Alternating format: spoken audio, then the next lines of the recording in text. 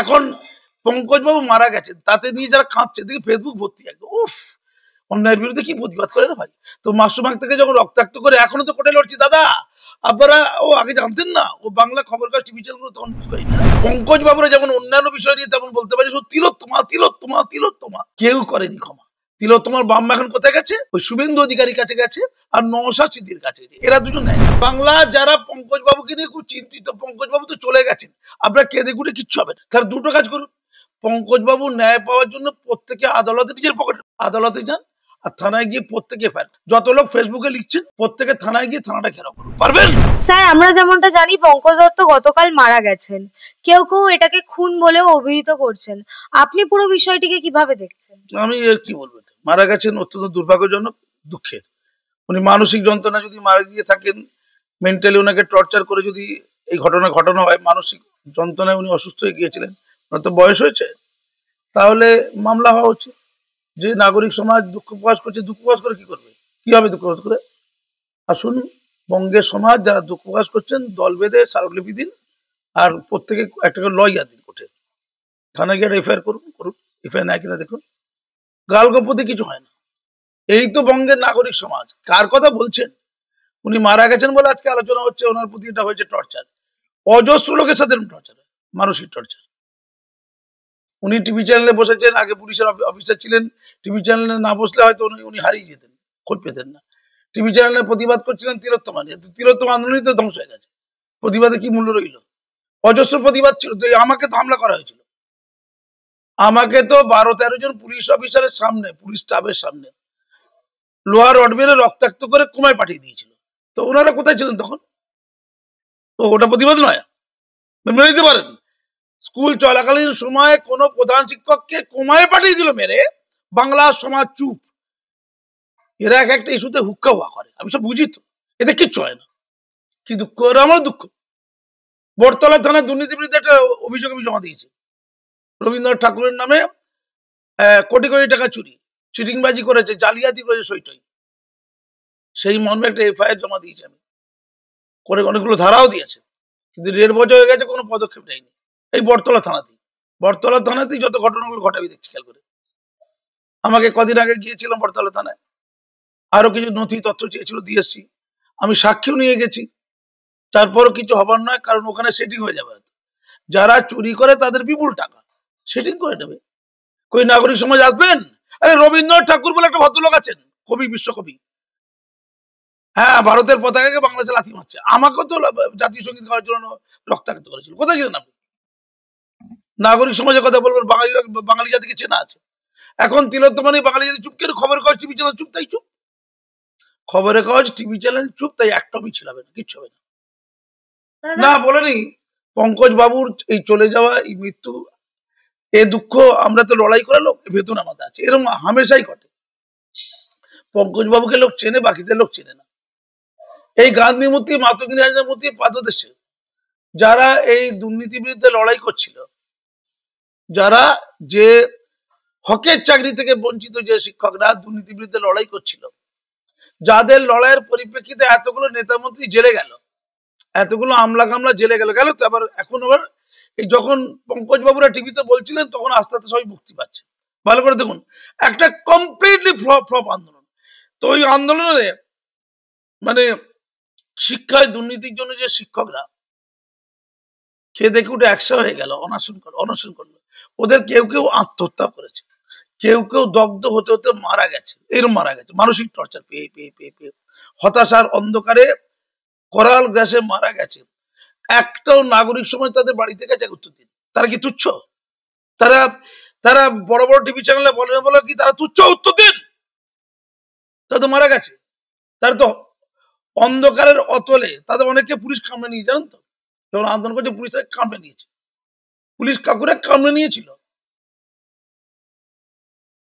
না। আমার প্রশ্ন, আন্দোলনটা কাকে বলে? তিলোত্তমাটা একটা ফেক আন্দোলন হচ্ছে, আমি আগে বলেছি, কিচ্ছু হচ্ছে না। এখন অপরাধী যারা হই করছিল তারাই বেশি অপরাধী মান হচ্ছে, আস্তে আস্তে তারাই মূল কালপিট মান হচ্ছে। তাহলে বকে গেলে আপনি টিভি চ্যানেল বলে কি হবে? তাদের টিভি চ্যানেল যেদিকে সেটিং করে দিচ্ছে ওই দিকটা বলতে হবে, একে বলে স্রোতের অনুকূলে যাওয়া। কোন টিভি চ্যানেল কোন দিকে সেটিং করে দিচ্ছে, আমাকে ওই সেটিং এর দিকে বলতে হবে। এটা কোনো বুদ্ধিমানের মধ্যে কথা নয়, কিন্তু খুব ঠান্ডা মাথায় বুঝতে হবে। মাসুম আক্তার সর্বদা অন্য কথা বলে, স্রোতের অনুকূলে চলে আসে। কথা বলা দরকার ছিল আলিপুরদুয়ারে যে 3টি শিশুকে ধর্ষণ করে খুন করা হয়েছে, তার মধ্যে 2জনকে খুন করা হয়েছে, একজনকে ধর্ষণ করে জ্বালিয়ে দেওয়া হয়েছে, আর একজনকে ধর্ষণ করে মেরে দেওয়া হয়েছে জলে ডুবিয়ে, আর একজনকে ধর্ষণ করে যাকে খুন করা হয়নি। আমি শুধু আলিপুরদুয়ার বললাম, দরকার ছিল বিভিন্ন টিভি চ্যানেলে তার বাম্মার ইন্টারভিউ নয়, তাদের নিয়ে দিন রাত বকাল। কেউ তাদের ন্যায়ের জন্য একটা কথা বলেছে? তিলোত্তমা ছিল একটা জোয়ার, হুক্কা হুয়া, তাতে সামিল ছিলেন অনেকে। কি হয়েছে তাতে? সেই কথা বলতে গিয়ে ওনার মুখ দিয়ে একটা কথা বেরিয়ে গিয়েছিল, সেই কথার পরিপ্রেক্ষিতে বটতলা থানা ডেকেছিল। আমি ধরছি ষড়যন্ত্র হয়। এই যেমন আজকে একজন মিছিল করার কথা, একজন হেডমিস্ট্রেস, হাওড়া একটা স্কুল হেডমিস্ট্রেস, তিনি মিছিল করবেন বাচ্চাদের নিয়ে। এখন পরীক্ষা চলছে, আমি গতকালকে আনন্দবাজার পত্রিকা দেখলাম, এখন তো পরীক্ষা চলছে, অ্যানুয়াল পরীক্ষা চলছে, 3rd সেমিস্টার চলছে, টেস্ট পরীক্ষা চলছে। এখন বাচ্চাদেরকে নিয়ে হই করা যায় না, তাদের পড়ার টাইমটা এই সময়। আজকে যদি সেই মিছিলটা করে তাহলে বাচ্চাদের পড়াশোনার ক্ষতি। বাংলাদেশের ব্যাপারটা কি সাম্প্রদায়িক ব্যাপার? অন্যায় হচ্ছে, আমরা বুড়ো খোকারা চুপচাপ বসে আছি, বিভিন্ন রাজনৈতিক দল নীরব, শিক্ষক সমাজ নীরব, তারা কোনো মিছিল করে নিয়ে বাচ্চাদের নিয়ে মিছিল করবে তাদের। এবার হিন্দু মুসলিম বাচ্চা আছে, এবার হিন্দু বাচ্চারা কমেন্ট করতে পারে, এই তোরা তো ওখানে খুব বেড়েছিস রে, বলতে পারে তো, ওদের মধ্যে বিভেদ তৈরি হতে পারে তো। তাহলে এইটা বাচ্চাদের মধ্যে এখন এই মুহূর্তে উস্কে দেওয়ার মতো পরিস্থিতি নেই। আমরা বড়রা চুপ করে বসে আছি, আর বাচ্চাদের কি বোঝে?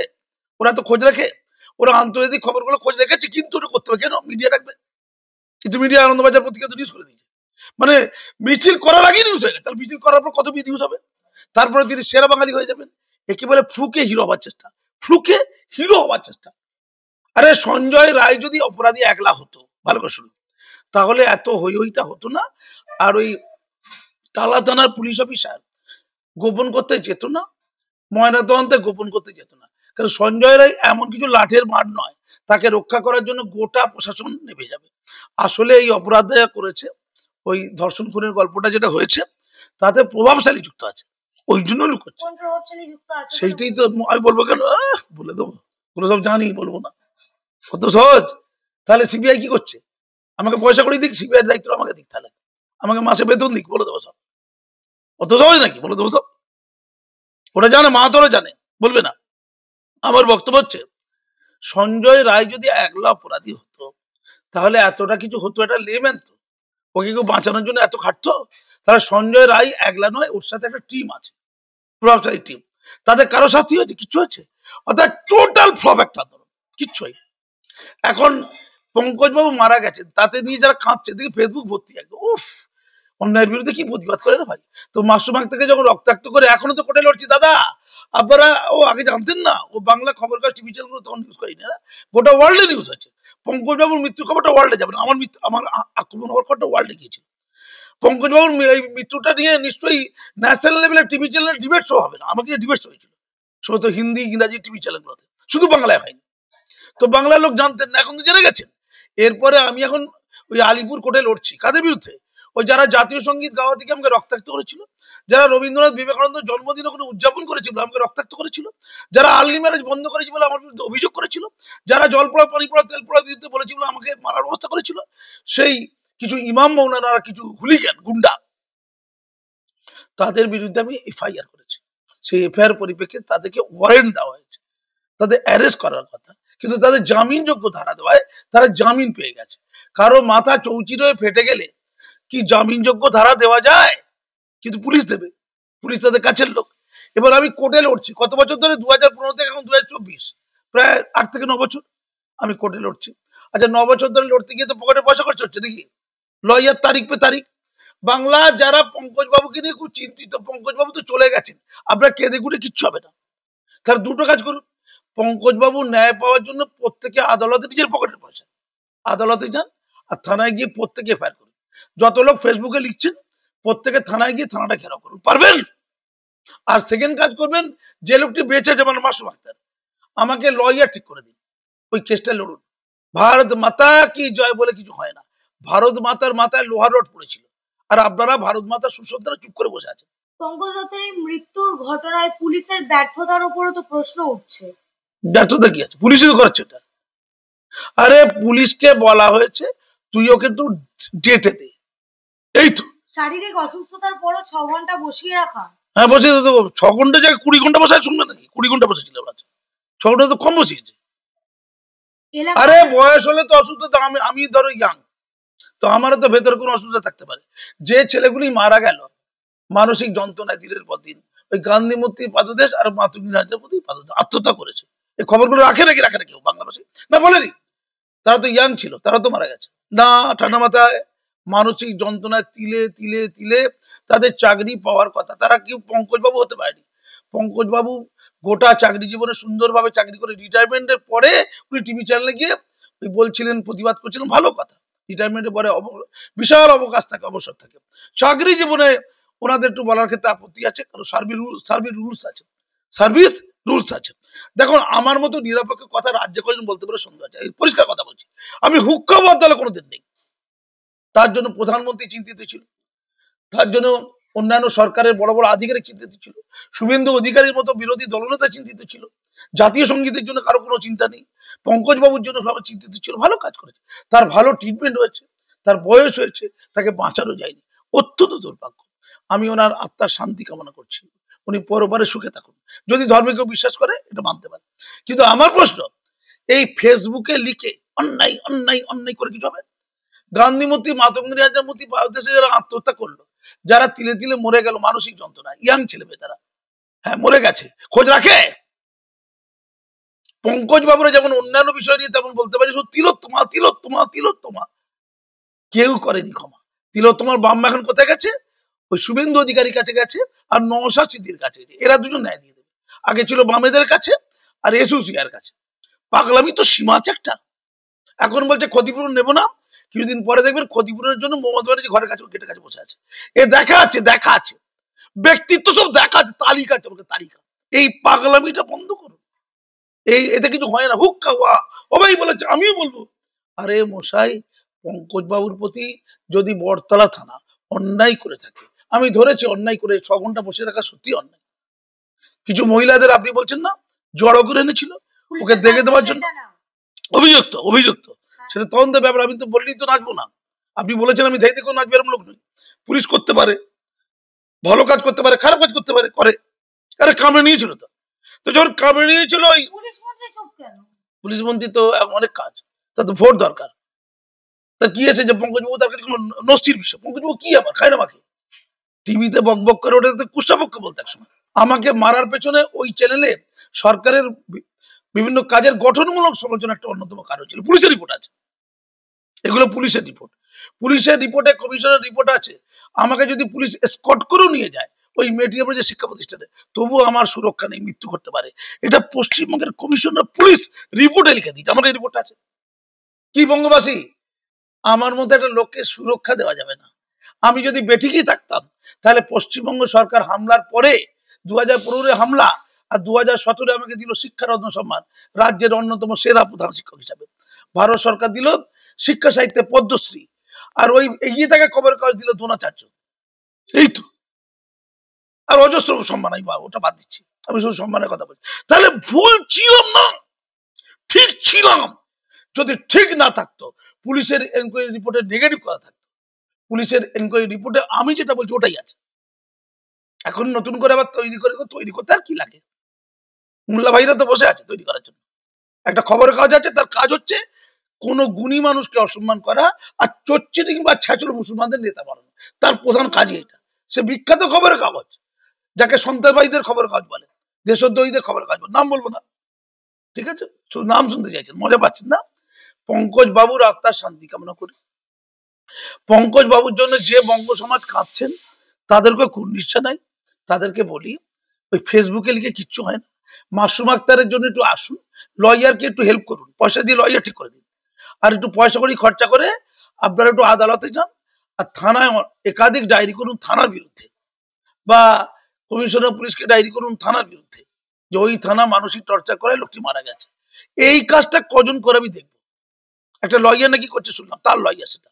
বাকি আম লোক যাদের পয়সা করি একটু আছে, একটু সাহস আছে, যারা তিলোত্তম ইস্যুতে সাহস করে রাস্তায় নেমেছিল, তাদের বলি দেখি কতটা বঙ্গবাসী, মেরুদণ্ড সম্পন্ন বঙ্গবাসী, দেখি না আপনার মেরুদণ্ড সোজা আছে কিনা। খুব তো একটা আর্টিফিশিয়াল মেরুদণ্ড নিয়ে গিয়ে ওই কমিশনার পুলিশের টেবিলে রেখেছিলেন না? তারপর তাকে সরিয়ে দিয়ে এমন একজনকে কমিশনার করা হলো, তার পদোন্নতি হবে, তিনি বড় পদে যাবেন, এমন একজনকে কমিশনার করা হলো যে আরো ভয়ঙ্কর, আরো খাতারনাক। এটা কোনো লড়াই বলে? একে জয় বলে?